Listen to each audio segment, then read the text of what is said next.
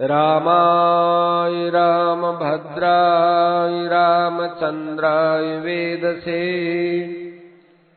रघुनाथाय नाथाय सीतायाः पतये नमः।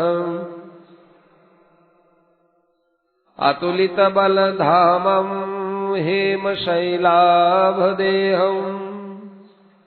दनुजवनकृशानुं ज्ञानिनामग्रगण्यम् सकलगुणनिधानं वानराणामधीशम् रघुपतिप्रियभक्तं वातजातं नमामि। गोस्वामी जी महाराज भगवान के नाम की महिमा बता रहे हैं। भगवान का एक नाम होता है, एक रूप होता है, दोनों की अपार महिमा है। इनमें किसको बड़ा कहे और किसको छोटा कहे, को बड़ छोट कहत अपराध। भगवान का रूप बड़ा है कि नाम बड़ा है साहब। तो गोस्वामी जी महाराज कहते हैं कि हम किसी की तुलना करेंगे तो एक को तो बड़ा बताना पड़ेगा, तो एक को छोटा बताना ही पड़ेगा। परंतु हम ऐसा अपराध करना नहीं चाहते हैं। हम इतना कहते हैं कि रूप का ज्ञान नाम से होता है। जैसे कोई कहेगा ये किसकी चित्र है, ये राम जी का चित्र है। अच्छा अच्छा, ये राम जी का, राम पंचायत है, ये राम जी का चित्र है। और वो चित्र कौन सा है, वो आगे तुलसीदास जी के पास है, वो कृष्ण भगवान का है। अच्छी बात। तो रूप तो दिख रहा है, लेकिन जब तक नाम नहीं बताया जाएगा तब तक आदमी संदेह में पड़ा है कि किसका चित्र है। देखिए ही रूप नाम अधीना, रूप ज्ञान नहीं नाम विहीना। नाम से रहित रूप का ज्ञान नहीं होता। रूप तो दिखता है पर नाम नहीं हो तो पता ही नहीं चले। अब उर्दू में कुछ लिखा हुआ और उर्दू हम जानते नहीं तो कहते हैं दिखता तो है। उर्दू पढ़े लिखे को भी वो अक्षर दिखते हैं, यूं लिखते हैं, वो दिखते हैं, और अपने को भी दिखते हैं। दिखते हुए भी हम लोगों को ध्यान में नहीं आता क्या यार, उर्दू जानने वाला पढ़ लेता है कि ये है अलिफ बे पे ते ते से ऐसे। तो रूप है वो नाम बिना नहीं जाना जाता। हमारे हाथ में एक पीतल का टुकड़ा है, ये क्या है, एक पीतल को टुकड़ो पड़े हो कि नहीं। एक सुनार कहवे कि वो पीतल नहीं है, वो सोनो है। सोनो है, सोनो है। ओहो, मैं तो इन पीतल को टुकड़ो समझ लियो, पीतल नहीं हो सोनो है। तो रूप तो आपने ठा हो कि वो रूप तो है ही आपके सामने पीड़ो पीड़ो, पर सुनार जब तक बिना सोनो नहीं बतायो जितने आप मेरी कीमत नहीं समझी, पीतल को टुकड़ा है। ऐसे ही भगवान का रूप है, उसमें हमारा मन लगता नहीं, मन स्थिर होता नहीं है। और नाम है राम राम राम राम राम राम राम राम, वाणी के द्वारा नाम लिया जा सकता है। तो एक बहुत बड़ा नाम का भंडार इकट्ठा हो जाता है, भंडार। संत थे कितने लाख नाम ले लेते थे, कितने लाख नाम, कि इतने लाख नाम एक दिन में कैसे ले लेते थे। कहते कैसे क्या लेवे, जब नाम लेने लगता है तो आदमी का काल दिव्य हो जाता है, समय दिव्य हो जाता है। भगवान के नाम की एक दिन में कितनी संख्या हो सकती है, कोई पूरा गिन नहीं सकता है, ऐसी बात है। सुमिरी नाम रूप बिनु देखे, रूप को बिना देखे भी नाम लिया जाता है तो हृदय में स्नेह आता है। कोई आदमी अपने पास यहाँ है नहीं, वो कलकत्ते में रहता है और कोई कलकत्ते से आदमी आया कि जी वो आपके वो आदमी है ना, वो आपके भाई, उन्होंने ये समझा, अच्छा ये बात कि हाँ उनका कैसे स्वास्थ्य है, क्या नाम ले लेकर के जो बात बताएंगे हमारे अंदर स्नेह पैदा होगा। सुमिरिय नाम रूप बिनु देखे आवत हृदय स्नेह विशेष। लोग कहते हैं हमारा मन भगवान में नहीं लगता, तो भगवान में कहाँ नहीं लगता? भगवान के रूप में नहीं लगता। राम राम करते हैं तो भगवान का रूप हमारे सामने रहना चाहिए। तुलसीदास जी महाराज कहते हैं कि रूप को अपने मन में लगा करके नाम ले, अच्छी बात है, न लगे तो नाम तो लेते ही रहो। रूप की झांकी दिल में टिके नहीं तो भी कोई बात नहीं है, नाम लेते रहो। नाम लेने से स्नेह पैदा होगा, स्नेह पैदा होगा। इसलिए नाम और रूप में से नाम बड़ा है।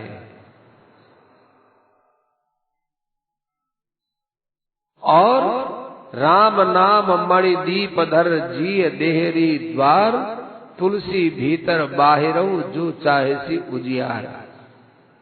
ये राम नाम रूपी मणि है, मणि ये होठों पर, ये होठ क्या है? देहली है, देहली। जैसे मकान की देहली होती है, वहां पर दीपक रख दिया तो वो अंदर भी प्रकाश जाता है, बाहर भी प्रकाश जाता है। ऐसे बहुत बढ़िया बात कही है।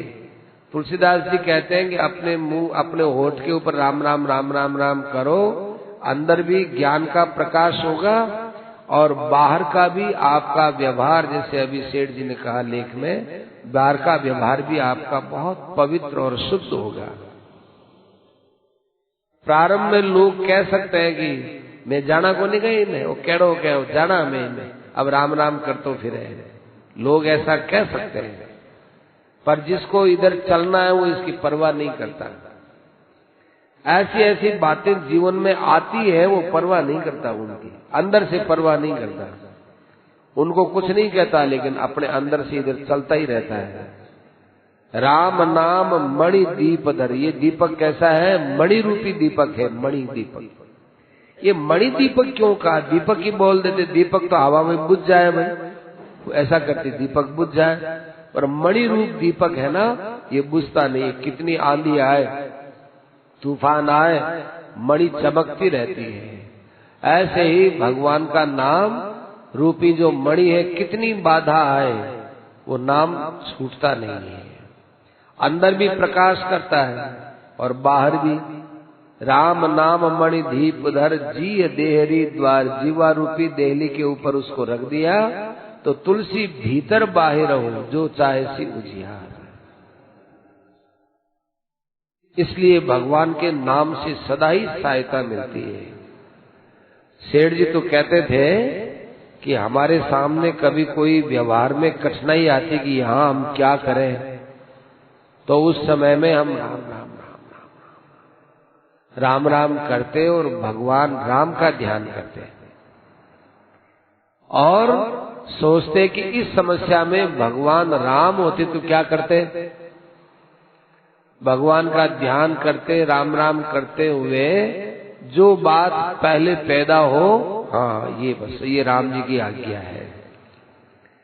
देखो इसके लिए संतों ने एक बात बताई है, आपके जीवन में कोई ऐसी दो काम है, दो काम, एक काम तो ये है, एक काम ये है, दोनों ही काम अच्छे हैं, दोनों ही काम अच्छे हैं, लेकिन कर तो एक समय में एक ही करोगे तो क्या करें कि भाई अब ऐसे समय में भगवान राम क्या करते हैं, तो राम जी का ध्यान करो, राम जी का नाम लो और फिर जो बात पैदा होगी ये करना चाहिए, फिर वो काम कर लेना चाहिए। कई लोग जो है ना वो पुर्ची लिखते हैं, कागज में पुर्ची लिखे ही रहती है और किसी बच्चे को बुला के उठा लिया, ये क्या है? बस ये भगवान की आज्ञा है, ऐसा भी मानता है। पर सेठ जी कहते हैं कि इसकी बजाय भगवान का ध्यान करके करना चाहिए। तो सेठ जी से कहा ऐसा क्यों? तो सेठ जी ने कहा कि इससे हमारी वृत्ति भगवान में ज्यादा लगती है। 2-3 पुर्जे बना करके गोली बना के रख दिया और एक नन्हे मुन्ने बच्चे को बुला कर कहा तू एक ले ले, तो वो बच्चा उठाता है, वो भी ठीक है, परंतु उससे भगवान की वृत्ति नहीं बनती है। भगवान की वृत्ति अपने अंदर की वृत्ति बने ना, वो होती है। उस समय में अंदर में जो भाव आए कि हाँ ये काम है, तो वो काम भगवान की आज्ञा समझ के करना चाहिए। अच्छे अच्छे वैराग्यवान महापुरुषों ने संसार से वैराग्य लेते ही क्या किया, भगवान का नाम स्मरण किया। विरति विरंचि प्रपंच वियोगी। ये संसार क्या है, प्रपंच है, पचड़ो है, वो आफत है, आफत। प्रपंच माने आफत। ये आफत सु जब वह छूटिया तो पहले वह एक इस काम रे भगवान को नाम ले। नाम जिये जपी जागई जोगी, विरति विरंचि प्रपंच वियोगी। भगवान का नाम लेते लेते उनको जब अपने अंदर से आनंद का अनुभव होने लगा ना, तब लगा अरे नाम के समान संसार में कोई चीज नहीं है। देखो अच्छे जो नामाभ्यासी होते हैं वो पहले होठ से नाम स्मरण करते हैं। प्रथम राम रसना सुमर, द्वितीय कंठ लगा है, तृतीय हृदय ध्यान धरी, चौथे नाभि मिला है। फिर अपने आप ही वहां से नाम आते आते नाभि से एक बंक नाल होती है, वो पीछे से जाती है, और नाभि के यहाँ पर कुंडलिनी होती है, वो सरपड़ी की तरह से एक नस होती है, वो यूं होकर के यूं रहती है।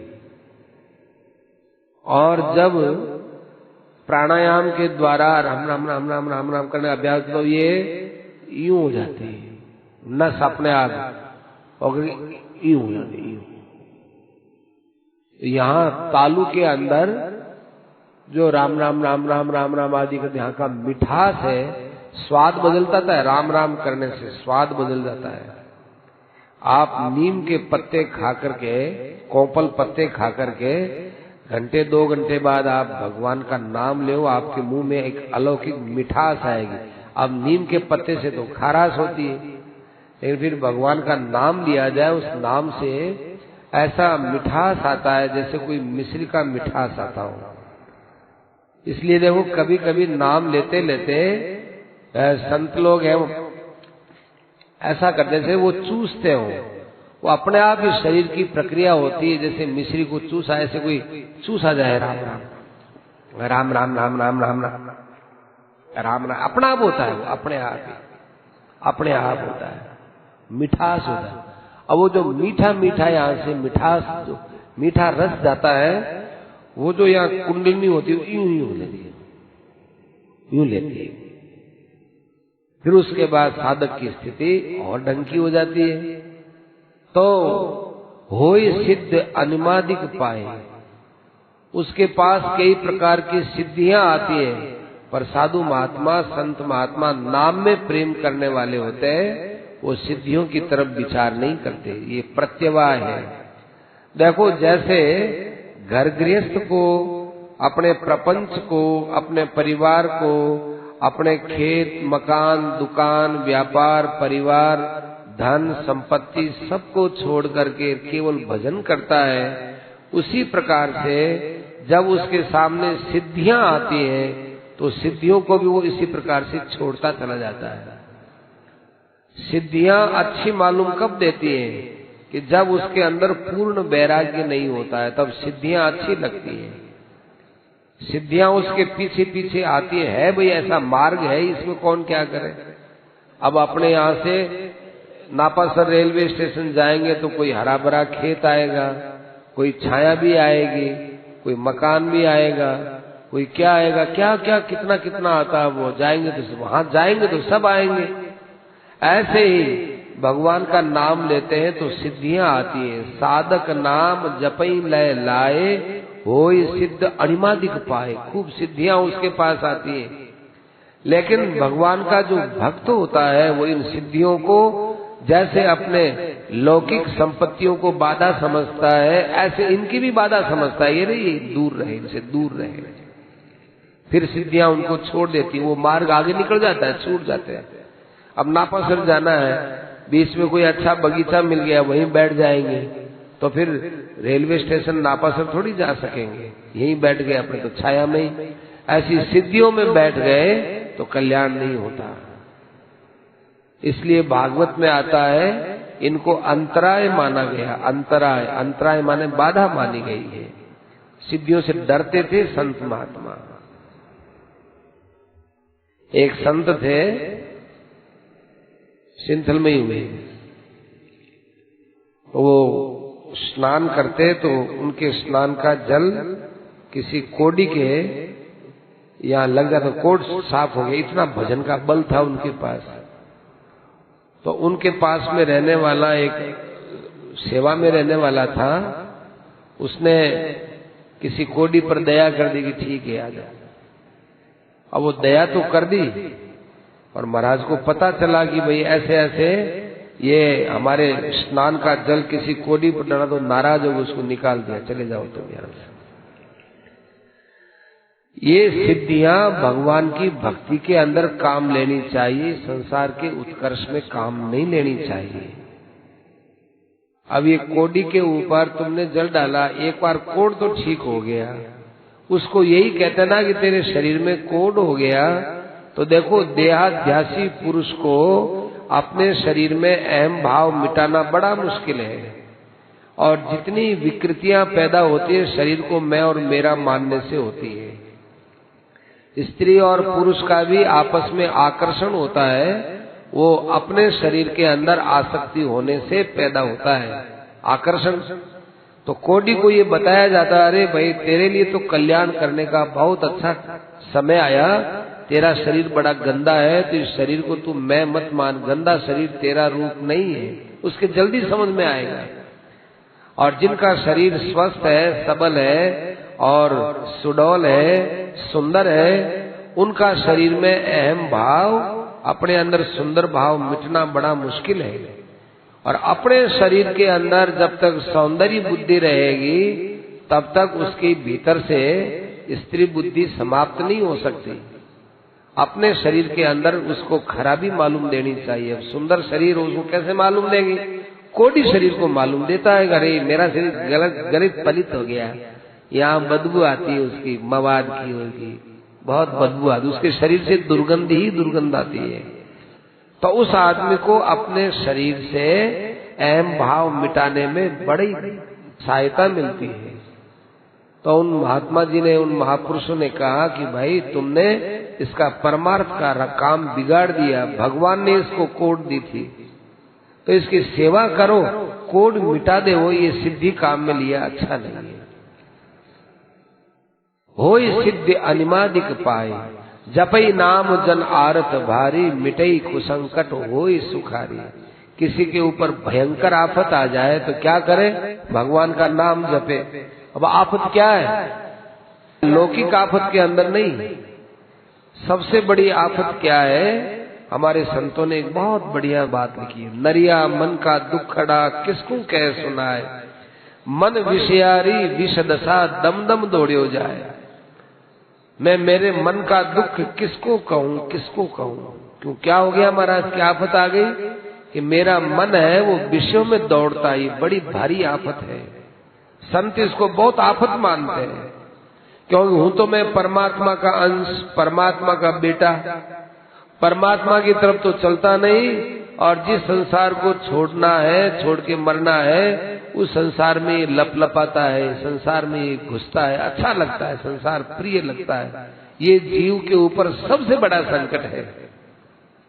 गोस्वामी जी महाराज उधर ही ध्यान दिलाते हैं, जपई नाम जन आरत भारी, जन माने भक्त जन, भयंकर संकट में नाम का उच्चारण करते हैं।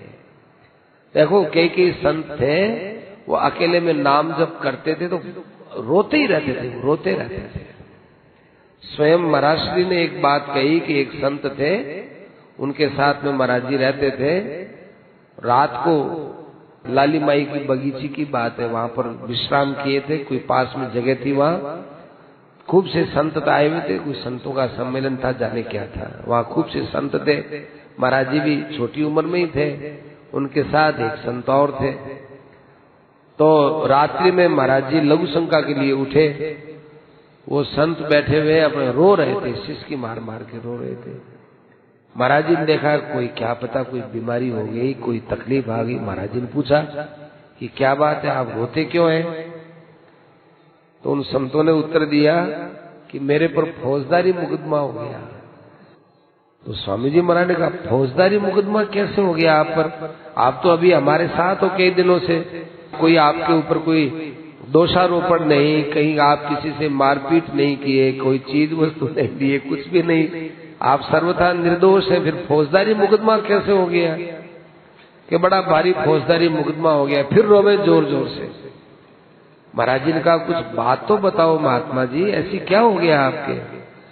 तब वो रोते रोते बोले कि क्या करूं, मेरी उम्र निकल गई, भगवान का स्मरण नहीं हुआ, भगवान की याद नहीं रही, ऐसे आज मेरी मृत्यु हो जाएगी तो मेरी क्या दशा होगी, किस लोक में जाऊंगा, क्या पशु बनूंगा, कहाँ रहूंगा, क्या मेरी दशा होगी। आदमी पेट के लिए तो चिंता करता है कि कल क्या खाऊंगा, लेकिन मरने के बाद हमारी भयंकर दुर्गति होने वाली है, उधर हम लोग नहीं सोचते। मैं तो यही सोच रहा हूँ मरने के बाद मेरी क्या दशा होगी। भगवान का अंश कहलाता हूँ, अच्छी अच्छी बातें सुनता हूँ, अच्छी बातें पढ़ता हूँ, फिर भी मेरा मन है वो भगवान में जैसे लगना चाहिए वैसा नहीं लगता है। ये आफत आ गई, मेरे पर फौजदारी मुकदमा हो गया, क्या करें? महाराज जी ने कहा कि वो मुझे रोना याद है उन संतों का, वो अंदर से आर्तनाद कर रहे थे, अंदर का दुख था उनके। तो जपई नाम जन आर्त भारी, अंदर से बड़ा व्यथित होकर के कोई भक्त पुकारता है भगवान को कि हे नाथ नारायण वासुदेव, ऐसे करके जो पुकारता है उस नाम के बल पर वो उस भयंकर से भयंकर संकट से पार हो जाता है। वो नाम खुद क्या बताए, जो भगवान का गुण है वो भगवान का गुण भगवान के नाम में आ जाता है। देखो भगवान को तो हम सच्चिदानंद मानते हैं, लेकिन भगवान के नाम को हम केवल अक्षर मानते हैं। भगवान का नाम अक्षर नहीं होता है, भगवान का नाम साक्षात भगवान का स्वरूप होता है। चाहे भगवान और चाहे भगवान का नाम, दोनों के अंदर कोई अंतर नहीं है।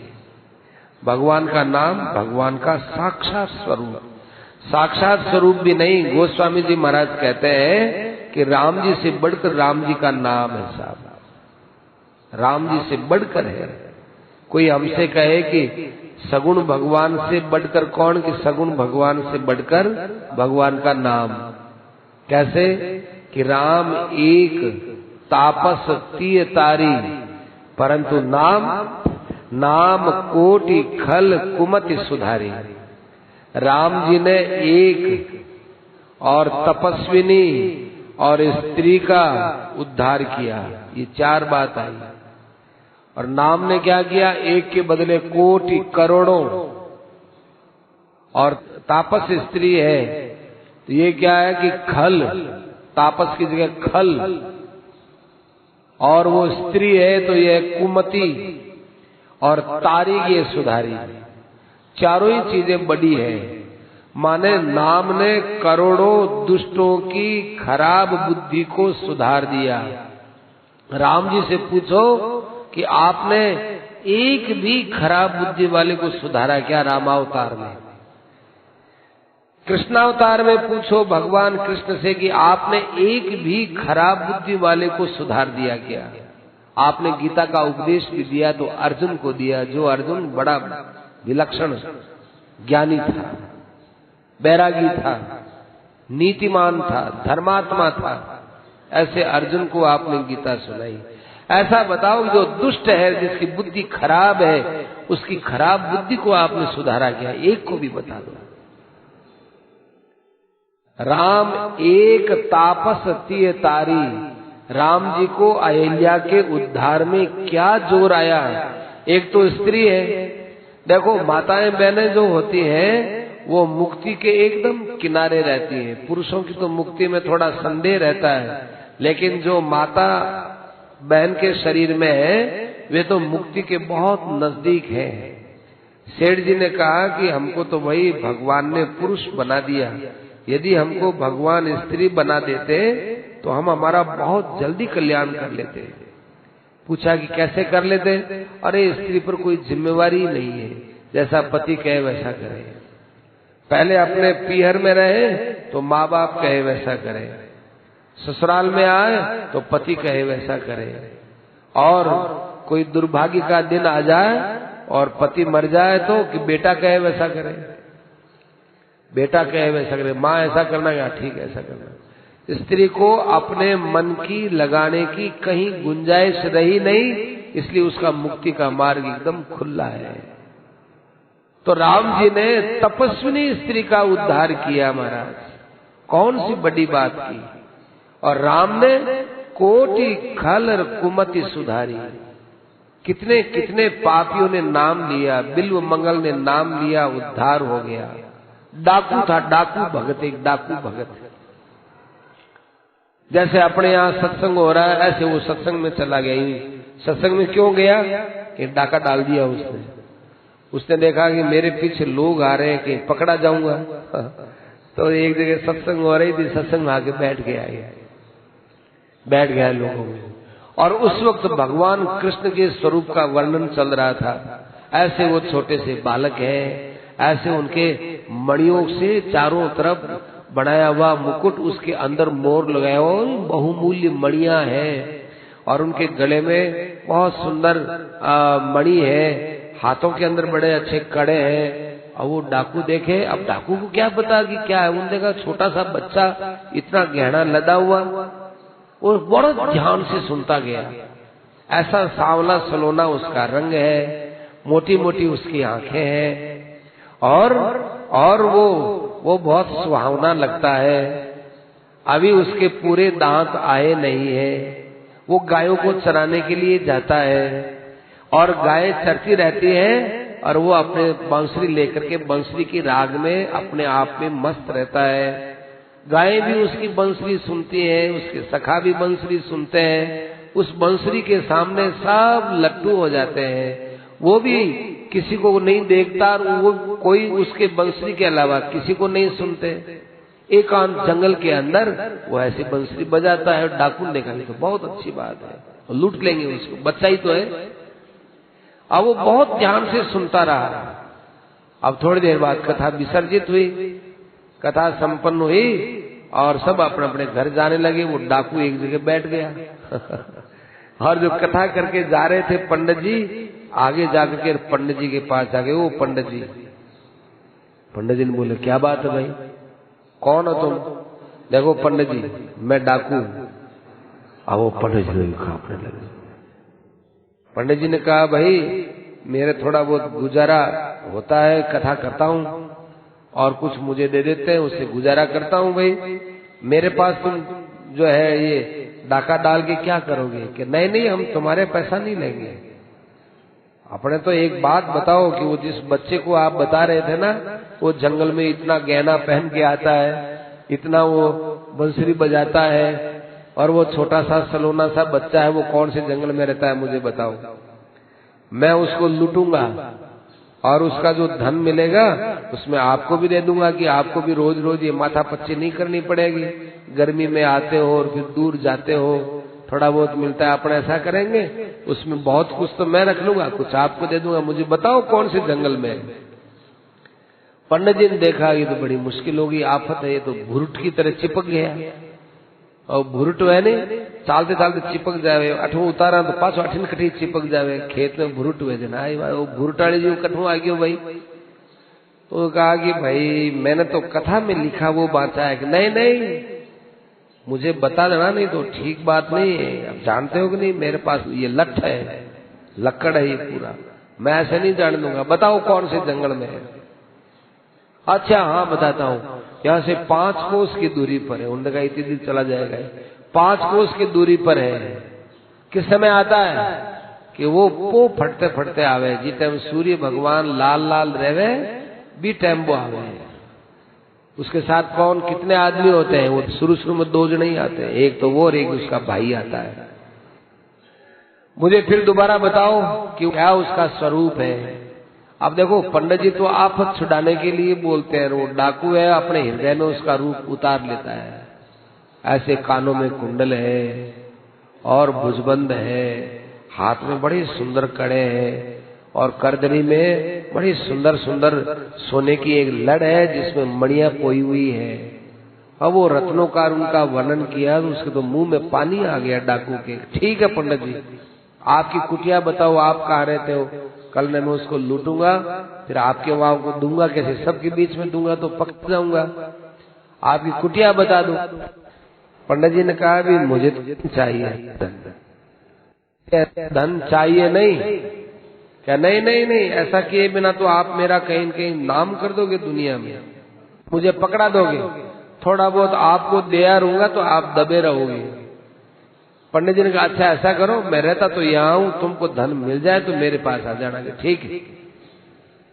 पंडित जी को पता है न तो 9 मन तेल होगा, न राधा जी नाचेगी, न तो कोई उसको भगवान मिलने वाले, न उसको कोई धन मिलने वाला, और न कोई वो बात का हाँ ठीक है ठीक। हाँ वो में पंडित जी तो निकल गए।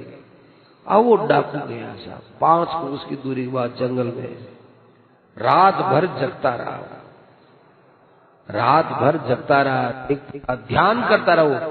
ऐसी ऐसी मणियां है, यहाँ एक एक यहाँ बताया पंडित जी ने, एक तो आभूषण यहाँ लटकता है, एक यहाँ और बताया है, और ऐसे उसके सांवले से छोटा सा बच्चा बताया है, 7-8 वर्ष का बच्चा बताया है। ऐसे ऐसे वो पूरा मन में ध्यान किए। अब प्रातः काल हुआ, अब को फटने का जब समय आया, अंधेरा फट करके और थोड़ा थोड़ा सूर्य भगवान का लालिमा के रूप में प्रादुर्भाव हुआ तो पेड़ पर चढ़ गया। किधर से आ रहा है, किधर से आ रहा है, वो किधर से आ रहा है, यूं लालाई तो फिर नीचे उतरे, फिर किसी और पेड़ पर चढ़े, फिर उधर देखे, मतलब वो तरबतर हो गया, वो व्याकुल हो गया। आवे नीचे ऊपर चढ़े, बड़ा हो गया।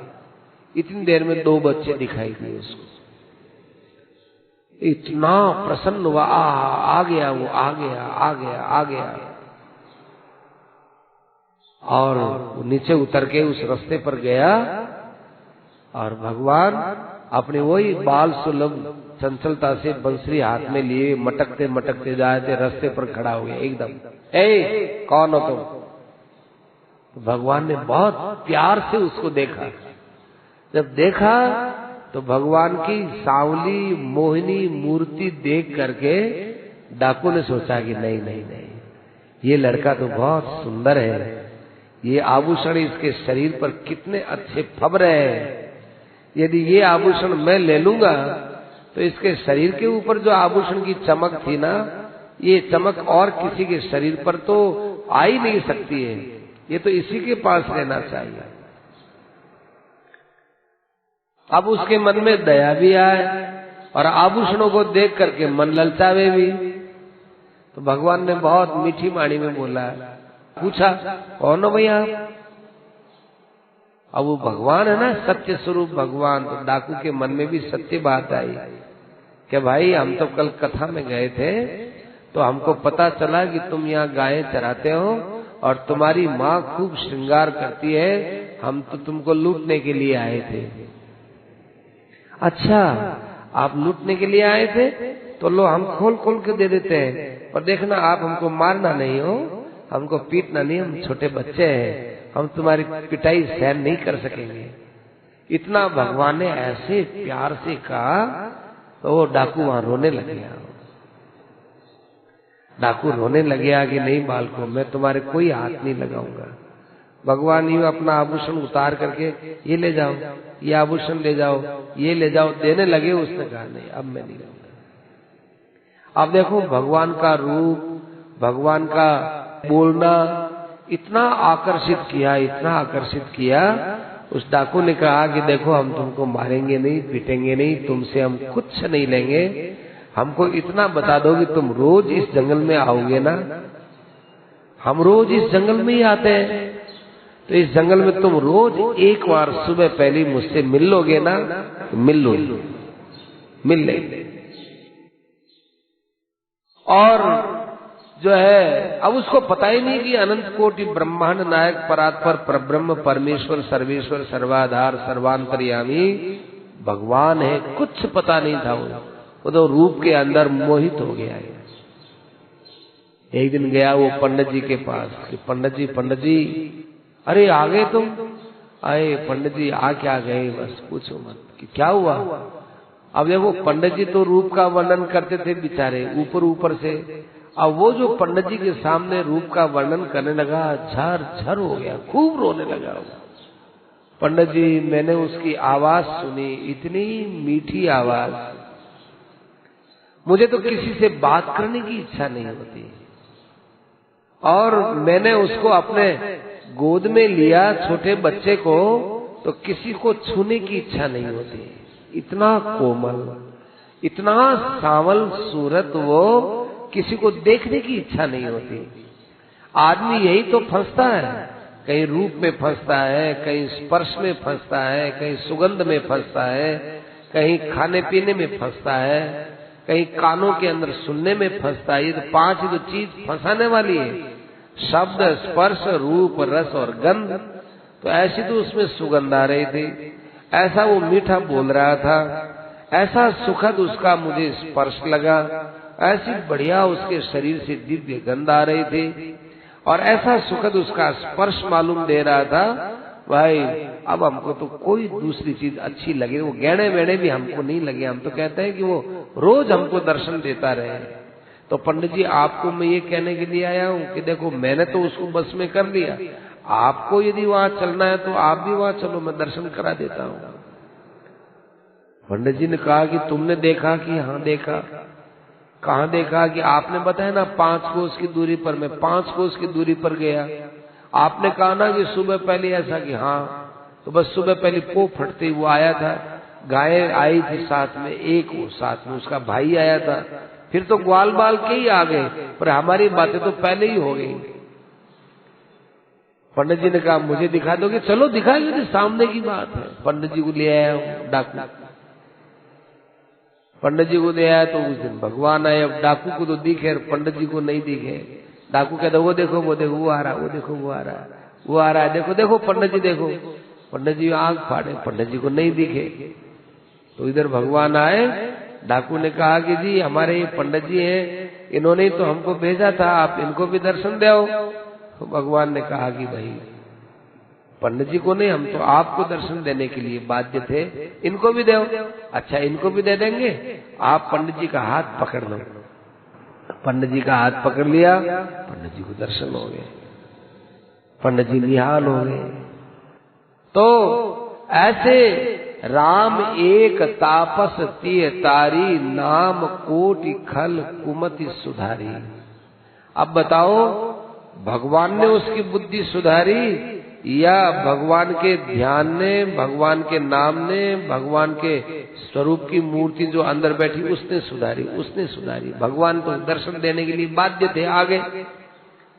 तो भगवान भक्त के नाम जपने के बाद उसको दर्शन देते हैं। तो राम एक तापस तिय तारी, वो तपस्विनी स्त्री, उसने तपस्या नहीं की होती तो, यदि वो गौतम ऋषि की स्त्री नहीं होती तो नहीं तारते भगवान। तो राम एक तापस तिय तारी, नाम कोटि खल कुमति सुधारी। इसलिए भगवान के नाम में इतना महात्म्य है कि वो भगवान के अंदर स्वयं में भी नहीं है। देखो इससे कोई कह देगा कि साहब ये तो नाम की महिमा में तुलसीदास जी ने भगवान की आलोचना कर दी, भगवान को कम बता दिया, ऐसा तो नहीं करना चाहिए। अरे कभी कभी किसी आदमी की कमी बताने में उसकी बड़ाई हो जाती है। जैसे कोई कहे कि भाई आपके विषय में लोगों में इतनी बढ़िया धारणा है कि वो आपको पता ही नहीं, आप क्या जानो इस चीज को। कोई खूब पैसे वाला आदमी है, उसको जाकर के कोई कहे कि जी आपके पास इतना पैसा है, आपको पता ही नहीं, आप नहीं जानते आपके पास कितना पैसा है, तो ये उसकी बड़ाई हुई कि निंदा हुई? ये वास्तव में उसकी बड़ाई हुई है। आपको मालूम ही नहीं कि आपके पास कितना पैसा है। ऐसे ही कोई कहेगा आपके पास कितना यश है, आपको पता नहीं, लोग आपकी कितनी महिमा गाते हैं, कितनी बड़ी आपकी महिमा, आपको पता नहीं। तो आपको पता नहीं है, आप अज्ञानी है, ये दिखने में तो उसकी कटती मालूम देती है, लेकिन उसकी बहुत बड़ी प्रशंसा है। ऐसे ही गोस्वामी जी महाराज भगवान से कहते हैं कि महाराज आपने तो राम सुकंठ विभीषण दो, आपने तो एक सुग्रीव को शरण में लिया और एक विभीषण को शरण में लिया, और नाम गरीब अनेक निवाजे, लोक वेद बर बिरिद बिराजे। नाम ने तो इतने गरीबों को पूजा है, नाम गरीब अनेक नवाजे, नवाजना माने पूजना। अब देखो क्या शब्द दिए हैं, सुग्रीव भी राजा और विभीषण भी राजा। तो राम जी ने तो राजाओं को मित्र बनाया, राजाओं को शरण में ली, लेकिन नाम गरीब अनेक निवाजे। नाम ऐसा है महाराज, अनेक बेचारे गरीबों को पालने वाला, गरीबों को पुजवाने वाला है। राम भालु कपि कटक बटोरा, राम जी को जब जरूरत पड़ी तो बंदरों को, रीछ को और भालुओं को बटोरा, उनकी सेना बनाई और एक पुल बनाया और समुद्र के ऊपर थोड़ी सी जगह बना करके सेना पार कर ली। साहब ठीक है, आपने तो ये किया। और नाम लेत भव सिंधु सुखाई, नाम लेते ही संसार रूपी सागर उसके लिए सूख जाता है। सूखने का अर्थ संसार में नीरसता मालूम देती है। देखो सागर के अंदर जल है ना, तभी सागर को सागर वो कठिन माना जाता है। सागर यदि जल न हो तो आराम से उसमें दौड़ोगे ना, जैसे जमीन है वैसी सागर है। सागर में जल है इसलिए उसका पार होना मुश्किल है। ऐसे ही संसार में जहाँ रस बुद्धि है, सुख बुद्धि है, तभी संसार से पार होना मुश्किल है। नाम लेत भव सिंधु सुखाई, जो भगवान का नाम लेते हैं उनको संसार में कहीं सुख नहीं दिखता। शब्द स्पर्श रूप रस गंध उसको नाम में मालूम दे देते, नाम में राम राम राम राम राम राम राम राम करते हैं। अपने मुख से लिया हुआ नाम अपनी कानों से सुनता है, उसको दूसरी कोई अच्छी बात नहीं लगती। अपने मुख से लिया हुआ नाम अपने कानों से सुनो, फिर कोई रेडिया चला दो, सिनेमा का गाना चला दो, उसको सिनेमा का गाना अंदर से पसंद नहीं आएगा। नहीं लेता है वो बात अलग है, नहीं लेता है कोई नाम, उसको गाना पसंद आ जाए तो उसकी तो चर्चा ही नहीं है। चर्चा उसकी एक जो अपने मुख से लिए हुए भगवान के नाम को अपने ही कानों से सुनता है, उस सुनने में उसको इतना आनंद आता है कि कितने ही संगीत से भरा हुआ उसके पास में गाना हो वो उसको पसंद नहीं आएगा। नाम लेत भव सिंधु सुखाई, ऐसे ही राम राम राम राम राम राम करने वाला राम, ये रूप है राम जी, राम ये राम है ऐसा लिखा, उसका ध्यान करता है, उसके अंदर ऐसी एक रूप देखने की शक्ति जागृत होती है कि संसार में कितना ही अच्छा रूप दिखा उसको उसमें अच्छा नहीं दिखे, उसमें उसको तो राम राम ही रूप अच्छा लगेगा। तो रूपा शक्ति मिट गई, श्रवणा शक्ति मिट गई, और शरीर के अंदर कुछ ऐसी दिव्यता होती है, राम राम लेते रोमांच हो जाते हैं, बाल यूं खड़े हो जाते हैं और रोमांच हो जाता है। वो स्पर्श शक्ति है, उससे ऊंचा उठ गया।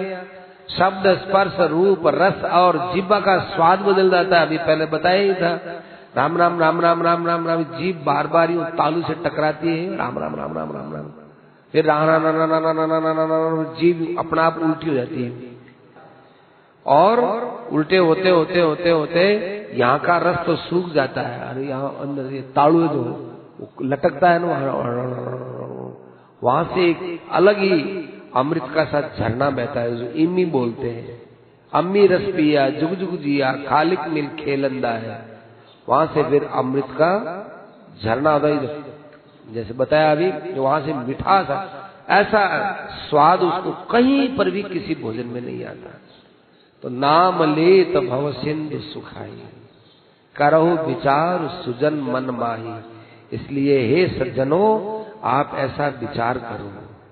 राम जी ने कुल सहित रावण को मारा और सीता जी को अपने अयोध्या में ले आए, लेकिन नाम ने क्या किया कि सेवक सुमिरत नाम सुप्रीति, बिनु श्रम प्रबल मोह दलु जीती। राम जी ने कुल सहित रावण को मारा। कुल सहित रावण का क्या, रावण था, रावण का बेटा था, रावण का भाई था, रावण के कुल में परिवार में जो सदस्य थे उनको मारे। लेकिन यहाँ प्रबल मोह दल, ये मोह का जो दल है, सेना, ये बहुत बड़ी सेना है। काम, क्रोध, लोभ, मोह, मद, अहंकार, मात्सर्य, दोष, राग, द्वेष, कितनी एक कठिन सेना है। ये सारी सेना नाम के कारण से हार जाती है। राम राम राम राम राम राम राम राम करें, उसके ये सारे दोष मिट जाते हैं। और फिर सने मगन सुख अपने। देखो राम जी तो लंका से अयोध्या आए, राम जी लंका से अयोध्या आए, क्या हुआ इसमें लौटने की क्या बात है, कोई खास बात नहीं लगी। लेकिन नाम लेने वाला है वो फिर सने मगन सुख अपने, अपना जो निजानंद है, निजानंद के अंदर लौट के आता है, अपना ही आनंद अपने में पाया है, अपने ही में पायो, वो अपने में ही पाया है। फिरत सने मगन सुख अपने, नाम प्रसाद सोच नहीं सपने। इसलिए तुलसीदास जी महाराज कहते हैं कि सगुण से निर्गुण से दोनों से मैं तो नाम को बड़ा मानता हूँ। इसीलिए 100 करोड़ रामायण थी, 100 करोड़ रामायण, उसमें से शंकर भगवान ने राम राम को ही सार लिया। राम राम को कैसे लिया, तो देखो 100 करोड़ रामायण थी, भगवान शंकर जी थे, वो रामायण 100 करोड़ लेके बैठ गए, तो त्रिलोकी आई, तीनों लोक आए, महाराज हमको रामायण दो, सबको बराबर बांटे। अच्छा भाई 100 करोड़ है, लो भैया 33 करोड़ ले लो। 33 करोड़ दिया ना तो 99 करोड़, 1 करोड़ रह गए, 1 करोड़ रही तो 33 लाख दे दिया, लो भाई त्रिलोक तुम 33 लाख दे लो। 33 लाख देने के बाद में फिर 1 लाख रह गई, 1 लाख रहे तो 33 हजार दे दिया, लो भाई तुम ले जाओ। 1000 रह गई, 1000 रहा तो फिर 300 दे दी, अल्लो भाई। फिर 100 रह गई, 100 रही तो फिर 33 और दे दिया, ये और ले जाओ। अब 1 रही, 1, अब 1 का 3 टुकड़ा कैसे करें, तो फिर क्या किया कि एक जो श्लोक होता है उसमें 832 अक्षर होते हैं, ये ना, वसुदेव सुतम देवम कंस चाणूर मर्दनम देवकी परमानंदम कृष्णम वंदे जगद्गुरुम। 8 32 अक्षर। तो हमारे भगवान शंकर ने क्या किया कि 32 अक्षर थे, 10 अक्षर और दे दिए, सब दे दिया। अब 2 अक्षर अपने पास में रखा, ये 2 अक्षर है रा और मैं, ये अपने पास में रख लिया। और भगवान शंकर ने कहा कि ये तो सब तुम ले जाओ भाई, फिर भी तुम्हारे यदि कभी आफत आए तो मेरे पास आ जाना। जैसे बाप है वो बेटे को अलग करता है, सब बेटों को, लो बेटा ये संपत्ति तुम्हारी, ये तुम्हारी, ये तुम्हारी, ये तुम्हारी, ये तो भाई मैं मेरे पास रखूंगा, तो ठीक है। बच्चे भी कहेंगे सब सही बात है, जब अलग हो रहे हैं तो भाई पिताजी के पास भी रहेगी। अब वो पिताजी ने संपत्ति अपने पास रखी, अब बच्चों की माँ बोलती है कि थे आ संपत्ति इन क्यों नहीं बांट दो, कह रहे तन ठा नहीं, ए छोरा व्यापार करे, बच्चा है, काल न कटे यार घाटो वाटो लाग जावे तो आ संपत्ति यहाँ रही तो काम आई, मन थोड़ी ले जानी है। तो इन लोगों की वो संपत्ति है, उसमें ये उपयोग नहीं कर सके, घाटा लग गया तो मेरी संपत्ति दे दूंगा। ऐसे ही भगवान शंकर ने कहा देखो हमने आपको रामायण दे दी, आप अपना उद्धार करो, लेकिन फिर भी यदि आपकी कोई आफत आ जाए तो मेरे पास आ जाना। क्या महाराज कहाँ मिलोगे आप, काशी मुगत हेतु उपदेशो, काशी में मिलूंगा मैं। और यही 2 रा और मैं लिए हुए बैठा हुआ हूँ, आपसे यदि रामायण से उद्धार नहीं हुआ हो तो मेरे पास आ जाना, मैं तुम्हारे कान में राम नाम रख दूंगा और तुम्हारा उद्धार कर दूंगा। ऐसे रामायण शतकोटि मह लिए महेश जिए जहां।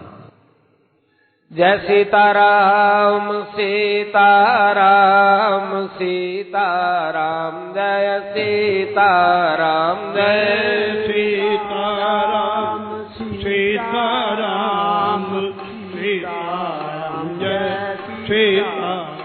जय सीताराम सीताराम सीताराम जय सीताराम जय सीताराम सीताराम सीताराम जय सीताराम जय सीताराम सीताराम सीताराम जय सीताराम जय सीताराम सीताराम सीताराम जय सीताराम राम जय सीताराम सीताराम सीताराम जय सीताराम जय सीताराम सीताराम सीताराम जय सीताराम जय सीताराम